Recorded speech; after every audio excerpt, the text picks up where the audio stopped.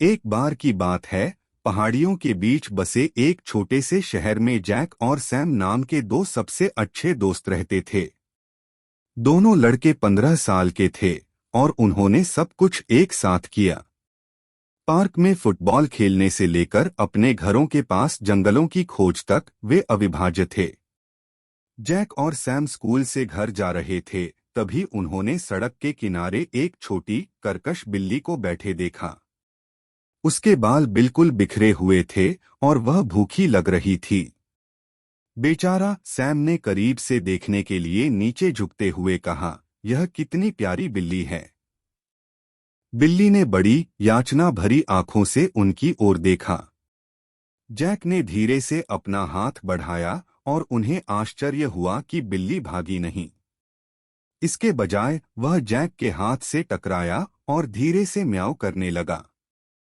Sam मुस्कुराया, मुझे लगता है कि वह हमें पसंद करता है।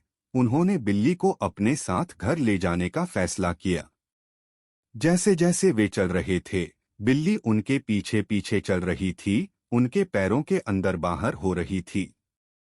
जैक के घर पर उन्हें बिल्ली के लिए बिस्तर बनाने के लिए एक पुराना बक्सा मिला। उसके गालों पर लंबे बालों के कारण उन्होंने उसका नाम व्हिस्कर्स रखा। मूंछें बक्से में सिमट गईं और सो गईं, पहले से कहीं ज्यादा खुश दिख रही थीं। उस दिन से जैक, सैम और व्हिस्कर्स एक साथ थे। वे घर के पीछे में एक साथ खेल रहे थे, घर के चारों ओर एक दूसरे का पीछा करते थे और धूप में एक साथ झपकी भी लेते थे। एक दोपहर उन्होंने अपने पड़ोस के पीछे जंगल में एक साहसिक यात्रा पर जाने का फैसला किया।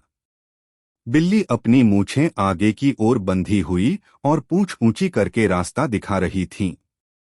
वे पेड़ों पर चढ़ गए, गिरे हुए लट्ठों पर कूद पड़े और खाड़ी में उछल पड़े।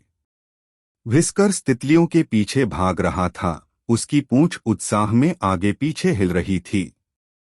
जैसे ही सूरज डूबने लगा, वे थके हुए लेकिन खुश होकर घर वापस जाने लगे। उनके बीच मूंछें चल रही थीं, उसका फर फीकी रोशनी में सुनहरा चमक रहा था। जैसे ही वे जंगल के किनारे पहुंचे, जैक और सैम ने एक दूसरे को देखा और मुस्कुराए। वे जानते थे कि चाहे आगे कोई भी कठिनाई क्यों न हो, वे हमेशा एक दूसरे और अपने वफादार दोस्त व्हिस्कर्स के साथ रहेंगे। Thanks for listening to this story.